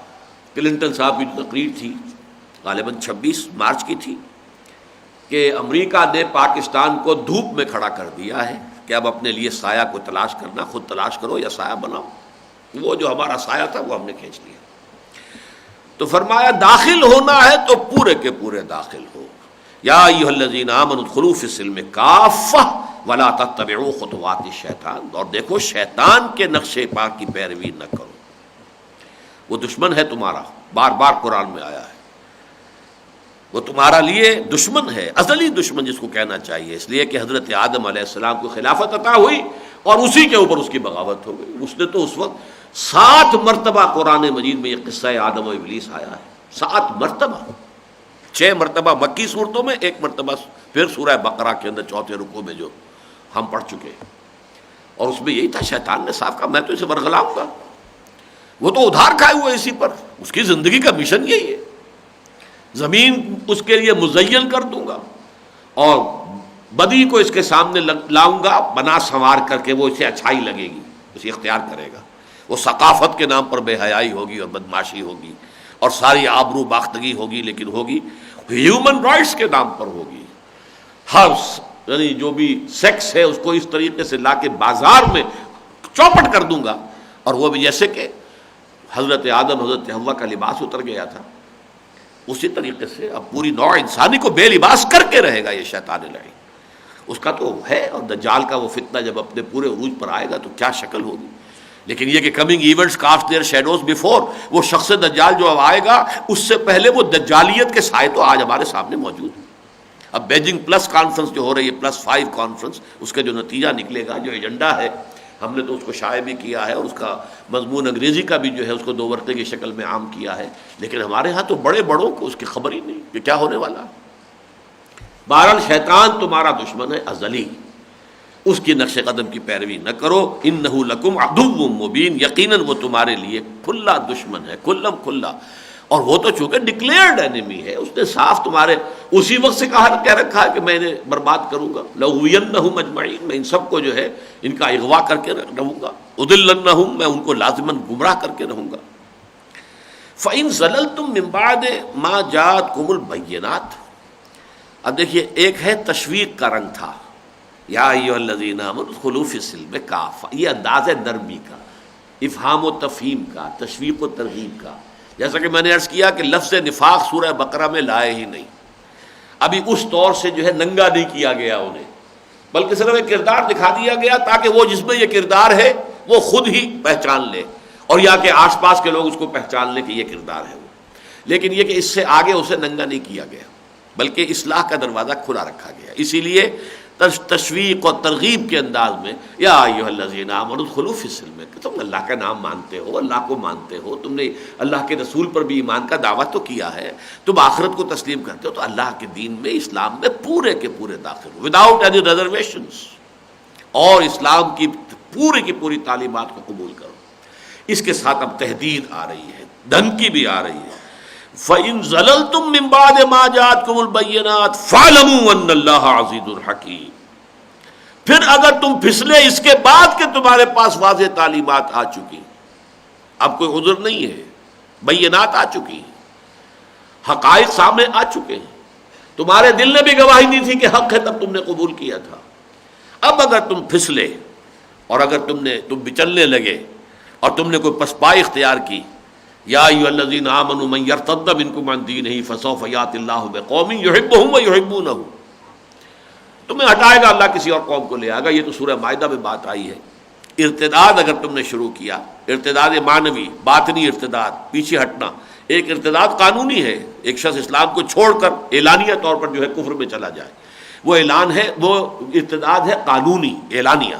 ایک ہے اندر ہی اندر ارتداد ہو رہا، پسپائی، الٹے پاؤں انسان پیچھے جا رہا ہے، لیکن اس نے لبادہ ابھی اسلام کا اوڑھا ہوا ہے، کور ابھی اسلام کا ہے، تو وہ کیفیت ان منافقین کی تھی۔ پھر اگر تم پھسل گئے اس کے بعد کہ تمہارے پاس بینات آ چکی ہیں، فَاعْلَمُوا أَنَّ اللَّهَ عَزِيزٌ حَكِيمٌ، تو جان لو کہ اللہ تعالیٰ زبردست ہے، کمال حکمت والا۔ اب یہ عزیز، زبردست، اس کے اندر در حقیقت بڑی دھمکی ہے، وہ ہر طرح کی سزا دینے پر تمہیں قادر ہے، عزیز ہے، زبردست ہے۔ جیسے کہ سورۃ التین ختم ہوتی ہے، أَلَيْسَ اللَّهُ بِأَحْكَمِ الْحَاكِمِينَ، کیا اللہ تعالیٰ تمام حاکموں سے بڑا حاکم نہیں ہے؟ تو اگر تم یہ غداری کرو گے، جس کو میں نے کہا تھا کہ غزوہ احد میں اب یہ 300 آدمی جو واپس چلے گئے، اس سے بڑی کوئی غداری ہو سکتی؟ اللہ تعالیٰ سزا دے گا۔ اس طریقے سے ان کو اوپر جو ہے وہ پوری شدت کے ساتھ پیروی کرو اور جو تقاضے ہیں انہیں پورا کرو۔ البتہ یہ نکتہ نوٹ کرنے کے قابل ہے، بعض لوگ کہتے ہیں، مغالطے میں ڈالتے ہیں کہ بس جیسے ہی حضور مدینے میں داخل ہوئے اسلامی ریاست قائم ہو گئی تھی۔ اسلامی ریاست قائم ابھی نہیں ہوئی تھی، جس معنی میں کہ ہم اسلامی ریاست یا آج کا ریاست کا تصور ہے۔ کوئی ریاست ایسی ہو سکتی ہے کہ جس کے فوجی عین میدان جنگ سے بھاگے اور پھر انہیں کوئی سزا نہ دی جائے۔ 300 آدمی جو میدان احد سے چھوڑ کر آئے جنگ، ان کو کوئی سزا نہیں دی حضور نے۔ اس لیے کہ ابھی وہ گورنمنٹ اسٹیبلش تھی نہیں پوری طرح، قبائلی ایک معاشرہ تھا، قبیلوں کے بڑے بڑے لوگ ایمان لے آئے تھے، باقی سارا قبیلہ بھی سمجھا گیا کہ ایمان لے آیا ہے، اللہ اللہ خیر صلی اللہ، ابھی کوئی نظم قائم نہیں ہوا، ابھی کوئی حکومت قائم نہیں ہوئی، اسی لیے مقدمات بھی وہ منافق جو تھے وہ بجائے حضور کے پاس اپنے مقدمے لانے کے وہ یہود کے علماء کے پاس چلے جاتے تھے، قرآن مجید میں ذکر موجود ہے، جاتے تھے ان سے اپنے فیصلے کرا لیتے تھے۔ کیا کسی ریاست میں اس کی اجازت ہو سکتی ہے کہ اس ریاست کی جو عدالت ہے اس کو چھوڑ کر کہیں اور آپ عدالت لے کر جائیں، کہیں اور اپنا مقدمہ طے کرائیں؟ کیا فوج سے اور جنگ سے بھاگنے والوں کو کوئی سرتنشی ہونے کی نہیں ہوئی؟ البتہ پھر اصل ریاست جو ہے جس کو جدید سینس میں ہم کہیں گے اصل ریاست قائم ہوئی ہے فتح مکہ کے بعد۔ پھر یہ ہے کہ غزوہ تبوک کے لیے جو اعلان عام تھا، پھر جو نہیں گئے انہیں سزا بھی دی گئی، پھر یہ منافقین کے خلاف جو اقدام بھی کیا گیا، پھر انہوں نے جو مسجد بنائی تھی اپنا اڈا اپنا مرکز مسجد زرار، اس کو جلا بھی دیا حضور نے صلی اللہ علیہ وسلم۔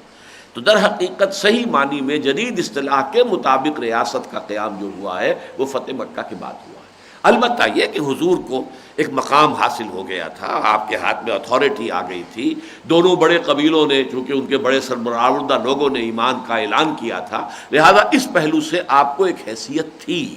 مسلمانوں کے لیے دارالامن وجود میں آ گیا، دارالاسلام بھی آپ اسے کہہ سکتے ہیں، لیکن جدید اصطلاح جدید تصور ریاست جو ہے وہ اس پر اپلیکیبل نہیں۔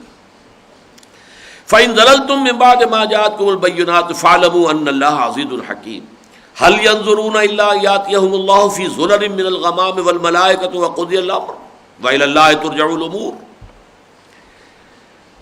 وہ کس شے کا انتظار کر رہے ہیں سوائے اس کے کہ اللہ تعالیٰ آ جائے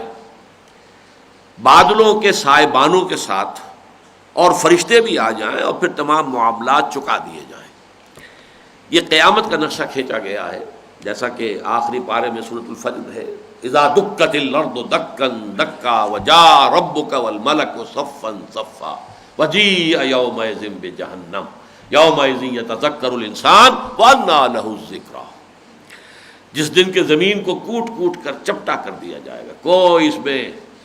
لا تری فیہا عوجا ولا امتا، نہ کوئی ٹیڑھ ہوگی نہ کوئی کونا ہوگا نہ کہیں اونچا ٹیلا ہوگا، سب چٹیل میدان، کوئی ہمالا بھی سیدھا ہوا ہوگا روئی کے گالوں کی طرح یا دھنکی ہوئی اون کے گالوں کی طریقے سے یہ جو پہاڑ ہیں چل رہے ہوں گے، اور پھر یہ پورا چٹیل میدان ہوگا۔ پھر اللہ تعالیٰ نزول فرمائیں گے، جاء ربک والملک صفا صفا۔ ہم نہیں جان سکتا ہے اس کا کیفیت کیا ہوگی، لیکن قرآن کہتا ہے نزول ہوگا اللہ کا۔ اس کی کیا شان ہوگی، اس کی خصوصی شان جو ہے اس کا ظہور ہوگا، جو بھی ہے ظہور ہوگا، آئے گا اللہ تعالیٰ، نزول ہوگا۔ جاء ربک والملک صفا صفا، فرشتے کھڑے ہوں گے صفے باندھے ہوئے، پھر حساب کتاب ہوگا، جزا سزا کے فیصلے ہوں گے، جنت اور دوزخ کے پروانے ملیں گے، تم ادھر جاؤ تم ادھر جاؤ۔ وسیق الذین کفروا الی جہنم زمرا وسیق الذین اتقوا ربهم الی الجنۃ زمرا۔ جو لوگ اپنے رب کا تقوی اختیار کیے رہے تھے دنیا کی زندگیوں میں، انہیں گروہ در گروہ جو ہے وہ جنت کی طرف لے جایا جائے گا، اور جنہوں نے کفر کی روش اختیار کی تھی انہیں ہانکا جائے گا گروہ در گروہ گلے بنا کر جہنم کی طرف۔ یہ ہو جائے گا، اس کا نقشہ کھینچا جا رہا ہے۔ اس میں کہا یہ جا رہا ہے، اصل میں یہ ایک نفسیاتی بات ہے۔ جو شخص قوت ارادی کے ذوف میں مبتلا ہوتا ہے، دیکھیے عام الفاظ میں ہم استعمال کرتے ہیں، فلاں شخص میں فیصلے کی طاقت نہیں ہے، فیصلے کی صلاحیت نہیں ہے، وہ ڈاواں ڈول ہی رہتا ہے، ادھر ادھر ادھر ادھر ادھر ادھر، چلوں نہ چلوں، بڑھوں نہ بڑھوں۔ یہ بات جو ہے اس کے اندر فیصلہ کرنے کی صلاحیت کم ہے۔ یا نمبر دو ہوتا ہے قوت ارادی کم ہے، طے کر لیا مجھے اس راستے پر چلنا ہے، لیکن اس راستے پر چلنے کے لیے جو ہمت درکار ہے، جو اس کے لیے پھر یہ کہ اس میں جو خطرات ہیں، جو بھی مشکلات ہیں، ان سے عہدہ برا ہونے کے لیے جو مضبوط عزیمت چاہیے، جو کریکٹر کی تک وہ نہیں ہے اس میں۔ یہ لوگ جو ہوتے ہیں دونوں طرح کے، یہ پھر تاخیر اور تعویق کا جو ہے راستہ اختیار کر، اچھا ذرا کر لیں گے، ابھی جلدی کیا ہے، ذرا کھا پی لیں عیش کر لیں، اس کے بعد پھر ذرا ریٹائر ہو لوں، بس پھر سارا وقت جو ہے وہ اللہ کے دین کے لیے لگا دیں گے۔ ابھی تو بھائی یہ ہے بچیوں کے ہاتھ پیلے کرنے ہیں، بچوں کی تعلیم ہے، ابھی تو مجھے ہمتن لگنا ہے انہیں کے لیے، باقی ذرا ان ذمہ داریوں سے فارغ ہو جاؤں گا تو پھر میں کروں گا۔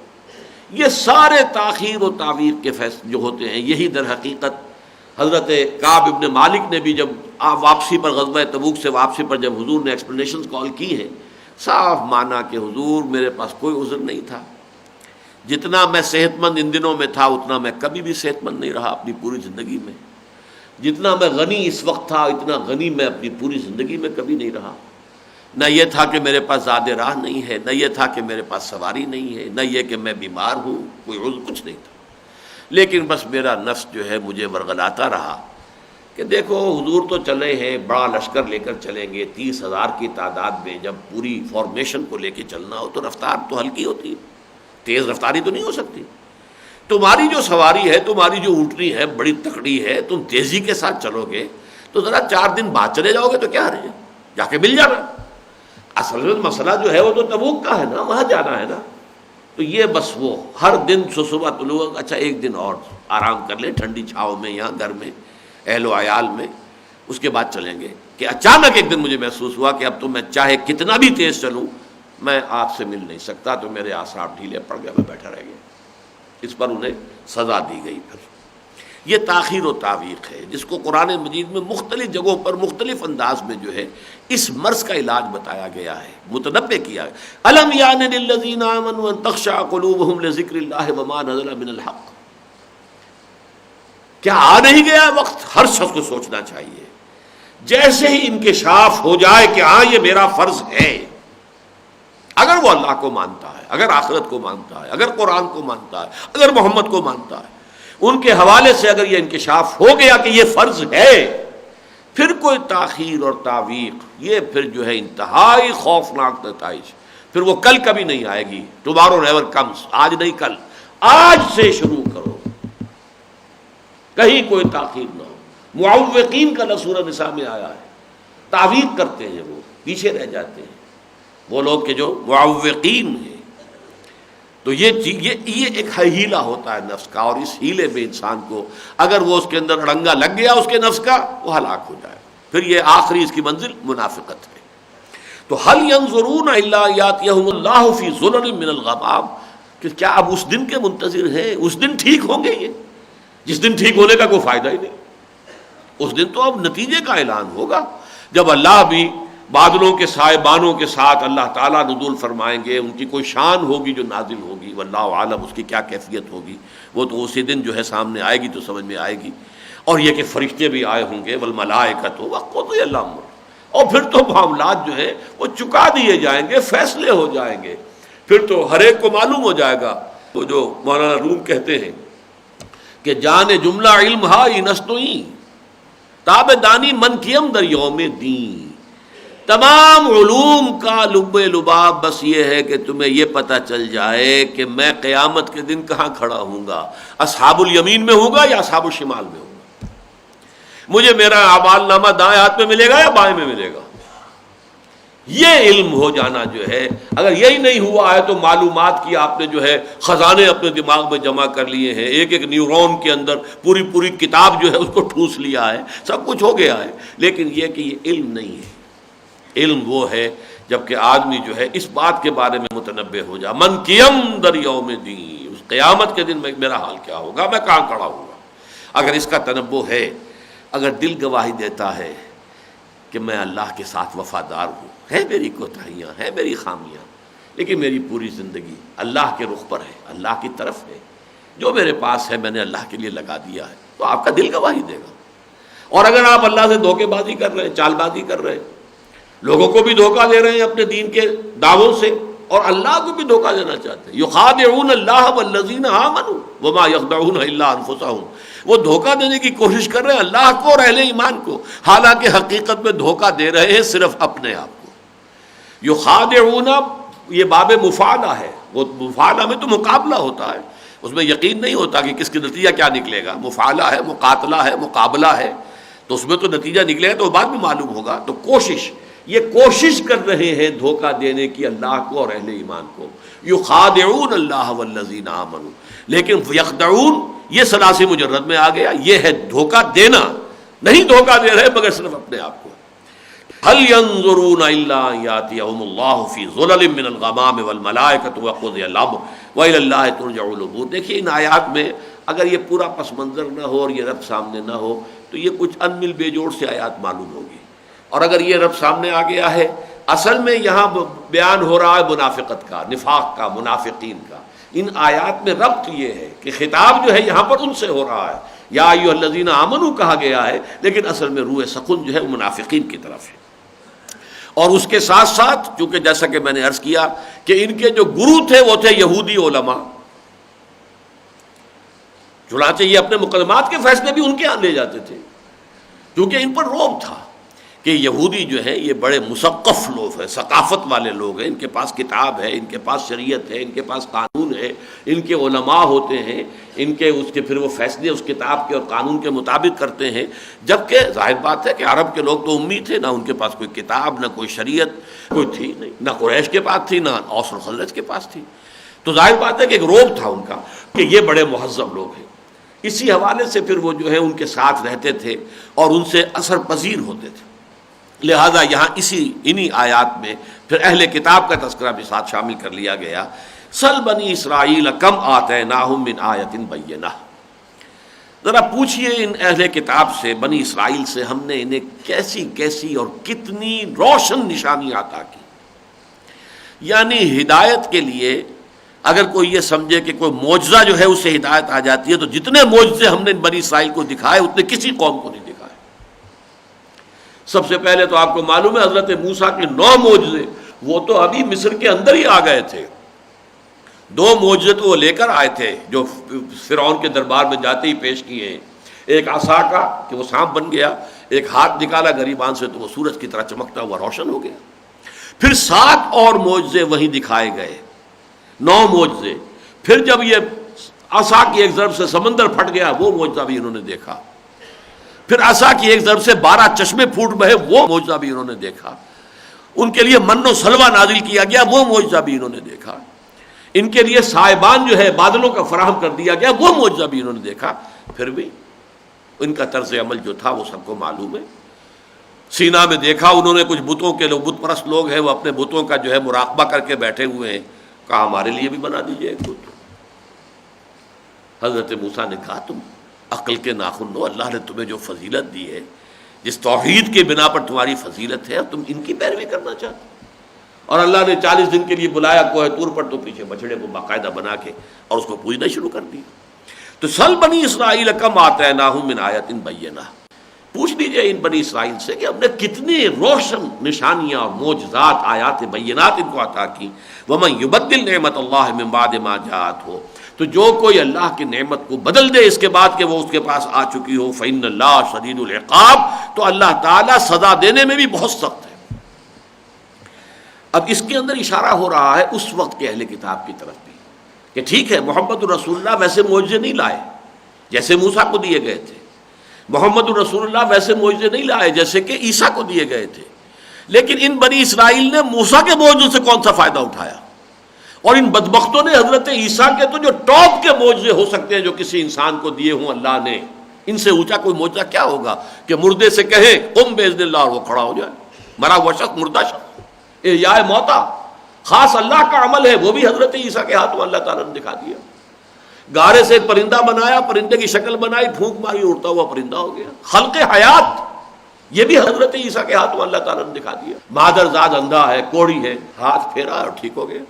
جو معجزے حضرت۔ لیکن ان بدبختوں نے ان پر ایمان تو کیا لاتے، انہوں نے کافر، مرتد، واجب القتل قرار دیا اور اپنے بس پڑتے سولی پر چڑھا دیا۔ تو اگر محمد رسول اللہ کو معجزے نہیں لائے تو یہ عذر ان کا بالکل پادر ہوا ہے، معجزوں سے تو یہ پہلے بھی نہیں مانے تو آج کون سے مان جاتے۔ لیکن یہ کہ اللہ تعالیٰ کی نعمت جو آئی ہے اب قرآن مجید کی شکل میں، یہ جو معجزہ محمدی ہے صلی اللہ علیہ وسلم، یہ ہے اصل معجزہ، دائم و قائم معجزہ، ہمیشہ ہمیشہ کا معجزہ۔ عصائے موسیٰ صرف اس وقت معجزہ تھا جبکہ موسیٰ کے ہاتھ میں تھا، اس کے بعد تو وہ لکڑی ہے، اس کے سوا کچھ بھی نہیں، تبرک کے درجے میں ہے۔ ضرور کہ جو ان کے ہاں صندوق سکینہ، تابوت سکینہ میں رکھا رہا ہے، تبرک ہے حضرت موسیٰ کا وہ عصا، باقی تو یہ کہ اب وہ سانپ تو نہیں بنے گا دوبارہ، وہ تو حضرت موسیٰ کے ہاتھ میں تھا تو وہ معجزہ تھا، ورنہ کوئی یہ قرآن وہ معجزہ ہے جو ابد الآباد تک کے لیے ہے اور ہر امتی کے ہاتھ میں موجود ہے۔ خار از محجوری قرآن شدی، شکوہ سنجے گردش دوران شدی، اے جو شبنم بر زمیں افتندئی، در بغل داری کتاب زندئی، یہ کتاب زندہ تمہاری بغل میں موجود ہے۔ حضرت موسیٰ علیہ السلام بھی وقتی طور پر خائف سے ہو گئے تھے،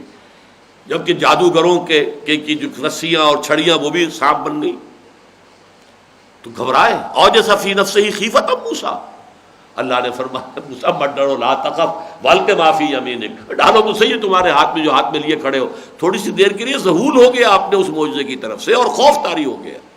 ڈالو تو صحیح۔ وہ ڈالا ہے تو وہ سارا کا سارا ہڑپ کر گیا، ان کو ساری رسیاں وسیاں جو سانپ بنے تھے ان کو ہڑپ کر گئے، اور وہ جادوگر سجدے میں گر گئے۔ القی السحرۃ ساجدین،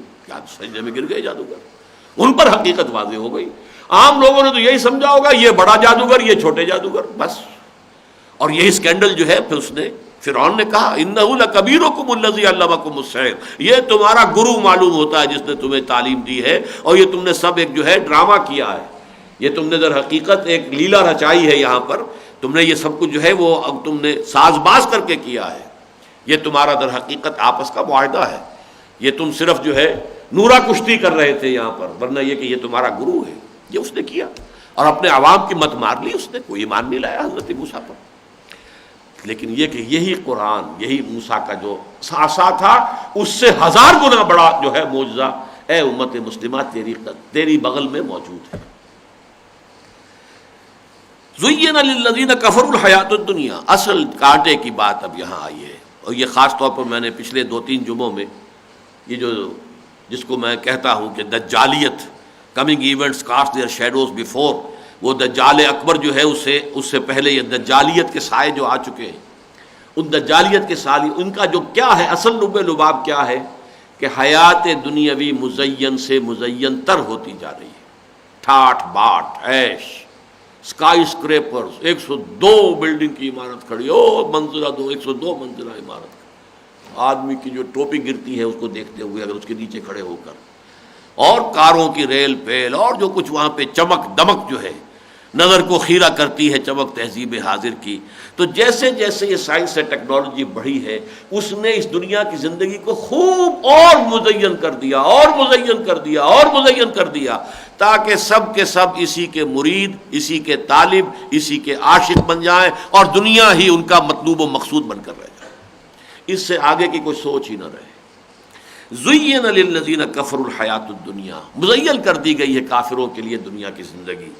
وَيَسْخَرُونَ مِنَ الَّذِينَ آمَنُوا، اور مذاق اڑاتے ہیں یہ اہل ایمان کا۔ یہاں بھی پیچھے دیکھیے وہی منافقوں کا کردار، وہ ہنسا کرتے تھے، چنانچہ سورہ بقرہ کے دوسرے رکوع میں بھی ہے، جب ان سے کہا جاتا تھا وَإِذَا قِيلَ لَهُمْ آمِنُوا كَمَا آمَنَ النَّاسُ قَالُوا أَنُؤْمِنُ كَمَا آمَنَ السُّفَهَاءُ، جب ان سے کہا جاتا بھائی اللہ کے بندو تم بھی ایمان لاؤ جیسے دوسرے لوگ ایمان لائے، وہ تو ایمان کے لیے اپنا سب کچھ تن من دھن تج دینے کے لیے ہر وقت تیار ہے، یہ تمہیں کیا ہو جاتا ہے؟ تو وہ کہتے تھے کہ کیا ہم ایسے ایمان لائیں جیسے یہ بے وقوف لوگ ایمان لائیں؟ یہ تو بے وقوف ہے، سفہاء ہیں، انہیں اپنی خیر کی فکر نہیں، اپنے شر کا خوف نہیں، اپنے مفادات کا کوئی خیال نہیں، اپنے مستقبل کا، اپنے کیریئر کا کوئی خیال نہیں، اپنی اولاد کی مستقبل کی فکر نہیں، کچھ نہیں۔ یہ تو معلوم ہوتا ہے کہ فینیٹکس ہیں، دیوانے ہیں، پاگل ہو گئے، مجنون ہو گئے۔ یا مکے میں حضور کو مجنون کہا گیا تھا، یا یہ ہے کہ اب یہ صحابہ کرام جو تھے یہ مجنون تھے، پاگل تھے، فینیٹکس تھے۔ یہ لوگ جو ہے در حقیقت یہ عقل وقل جو ہے اس کو بیچ کے کھا چکے ہیں، اور واقعہ یہ کہ بے خطر کود پڑا آتش نمرود میں عشق، عقل ہے محو تماشائے لبے بانگ ابھی، عقل کا تو ہاتھ سے آپ اگر اس کا تعلق چھوڑیں گے نہیں تو میدان میں کودے گے ہی نہیں۔ عقل کے تو معنی باندھنے کے ہیں، اقال کہتے ہی اس رسی کو ہے جس سے کہ عرب بدو جو ہے وہ اپنے اونٹ کا وہ ایک جو ہے وہ نی جو ہے ایک گھٹنا باندھتا ہے، وہ اقال کہلاتا ہے، جس کو پھر وہ اپنے سر کے اوپر لگا لیتا ہے۔ جب وہاں اس کا جب سفر کرنا ہے تو وہ اقال کھولے گا، اس کا جو ہے وہ گھٹنا جو ہے وہ تو آزاد ہو گیا تاکہ وہ اب چل سکے، اور خود وہ جو اس رسی کو اپنے سر کے اوپر، اس کے یہ سنہری اقال بنے ہوئے ہیں جو اب، ورنہ یہ بدوؤں کی اس تہذیب کی وہ علامت ہے اقال، عقل سے باندھنا۔ اعقلھا ثم توکل، ایک صحابی آئے کوئی بدو باہر سے اور انہوں نے اپنے اونٹ کا گھٹنا نہیں باندھا اور بس اس کو چھوڑ کے مسجد میں داخل ہو گئے۔ حضور نے فرمایا تم نے کیوں نہیں اپنے اونٹ کا گھٹنا باندھا؟ کہ اللہ توکلت علی اللہ،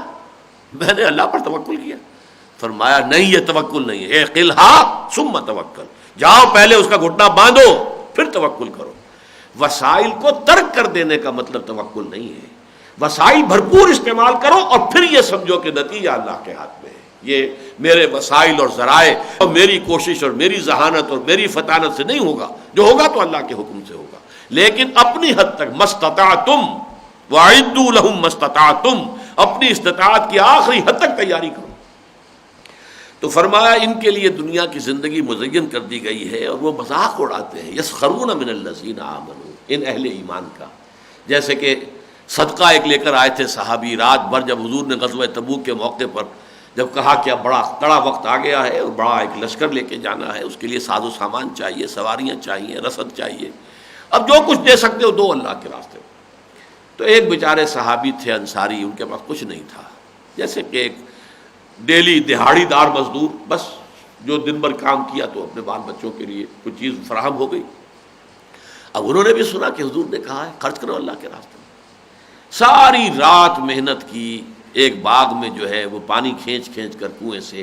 اور وہ باغ کو سیراب کرتے رہے۔ صبح کو اس نے باغ کے مالک نے کچھ کھجوریں دے دی، یہ اجرت تھی ان کی، اس میں سے آدھی جا کے گھر والوں کو دے دی، آدھی لا کے حضور کی خدمت میں پیش کر دی۔ اب ٹھٹھے اڑے، منافقین بیٹھے ہوئے تھے چودھری وہاں پہ، ہاں جی ہاں یہ ان کھجوروں کے بغیر تو یہ مہم سر ہو ہی نہیں سکتی۔ واہ واقعہ کیا کہنے ہیں، جب مذاق اڑ رہا ہے ان کا۔ حضور نے ان کی یہ توقیر کی کہ فرمایا ان کھجوروں کو یہ سارا ڈھیر جو پڑا ہوا ہے مال و اسباب کا اس کے اوپر بکھیر دو، اس لیے کہ اللہ کی میزان میں اس سارے ڈھیر پر بھاری ہیں یہ کھجوریں جو یہ لے کر آیا۔ اس کے پاس یہی کچھ تھا، اس نے پیش کر دیا، لیکن مذاق اڑاتے تھے۔ یسخرون من الذین آمنوا والذین اتقوا فوقہم یوم القیامہ، اور جو لوگ متقی ہیں، تقوی والے ہیں، یہ ان سے بالا تر ہوں گے قیامت کے دن، پھر وہ ہنس رہے ہوں گے۔ سورہ مطففین میں تو یہاں تک بھی آیا ہے کہ وہ پھر ہنسیں گے، اہل ایمان بیٹھ کر ان منافقوں کا حشر جب دیکھیں گے تو ان پر ہنسیں گے۔ علی الارائک ینظرون، پھر وہ یضحکون جو ہے، جو پہلے دنیا میں وہ ہنسا کرتے تھے اس وقت وہ ہنسیں گے۔ والذین اتقوا فوقہم یوم القیامہ واللہ یرزق من یشاء بغیر حساب، اور اللہ تعالیٰ جس کو چاہتا ہے بغیر حساب نواز دے گا، جو چاہے گا دے گا، اس کا کوئی حساب کتاب ہی نہیں ہوگا۔ آخرت کی نعمتوں کا کوئی گنتی جو بھی ہوگا بغیر حساب، سزا ملے گی تو حساب کتاب کے مطابق ملے گی، لیکن اللہ کی طرف سے جزا جو ملے گی اس کا کوئی وہ حساب کتاب نہیں ہے، وہ تو پھر اللہ تعالیٰ اپنے پاس سے جتنا دینا چاہے گا دے گا۔ اب وہ آیت آ گئی ہے، یہ قرآن مجید کے اس حصے میں، جیسا کہ میں نے عرض کیا تھا، یہ جو نصف آخر ہے، نصف ثانی ہے سورہ بقرہ کا 22 رکوع، اس کا تانا بانا تو 4 لڑیاں ہیں 4 مضامین کی،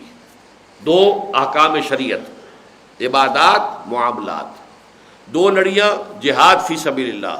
یعنی قتال فی سبیل اللہ اور انفاق فی سبیل اللہ۔ یہ تانا بانا جیسے کپڑے کا ہوتا ہے، وہ تانا بانا تو ان 4 لڑیوں کا ہے، لیکن مختلف وقفوں کے بعد جیسے کہ کپڑے کے اندر ہی اسی تانے بانے میں پھول بن دیے جاتے ہیں، بڑے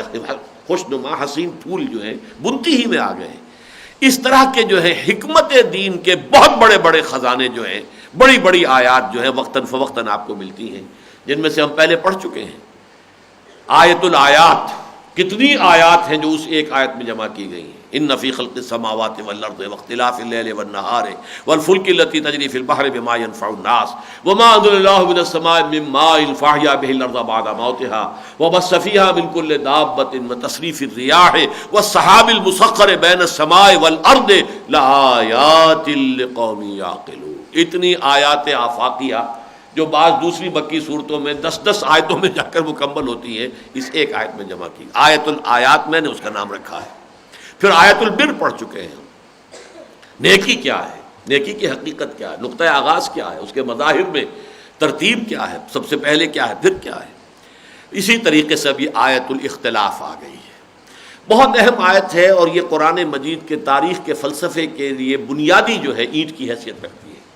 آج کا ہمارا جو فلسفہ تاریخ ہے وہ اس طرح کا نقشہ سامنے لاتا ہے کہ انسانیت کا جو سفر شروع ہوا ہے وہ تاریکی میں شروع ہوا ہے۔